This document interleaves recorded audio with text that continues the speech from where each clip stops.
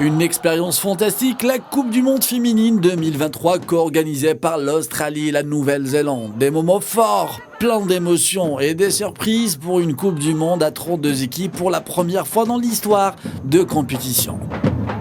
Seulement 4 nations sont en lice pour le trophée mondial. Le dernier carré nous réserve des rencontres pleines de suspense, des styles de jeu différents, mais seule la victoire compte.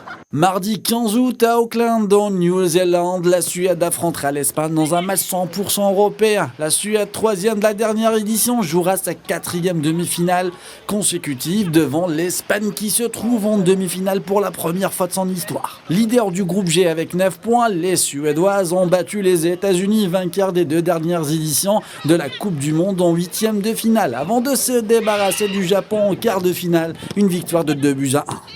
Je pense que tout le monde dans cette salle connaît leur façon de jouer. Elles ont un excellent jeu de passe. Si elles n'ont pas le ballon, elles veulent le récupérer rapidement. Donc, beaucoup de joueuses talentueuses qui peuvent faire la différence. Nous devons être très attentives à notre défense en particulier. Et cela va être la clé pour nous, que nous ayons une défense compacte, que nous soyons agressives et en attaque aussi, qu'on soit courageuse, qu'on fasse tout ce qu'on a prévu de faire, et notamment sur les transitions. Les Espagnols ont terminé 2e de leur groupe derrière le Japon. La Rojita s'est réveillée au 8e de finale. Large victoire face à la Suisse, 5-1. Les coéquipières de Jenny Hermoso ont battu les Pays-Bas, 2e de la dernière édition en quart de finale sur le score de 2-1.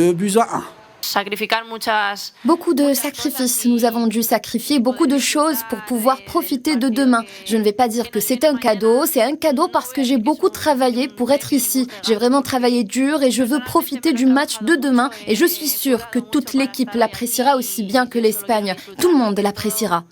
La seconde affiche des demi-finales se jouera en Australie, à Sydney, mercredi 16 août entre le pays hôte, l'Australie et l'Angleterre. Les coéquipières de Mackenzie Arnold ont atteint les demi-finales pour la première fois de leur histoire.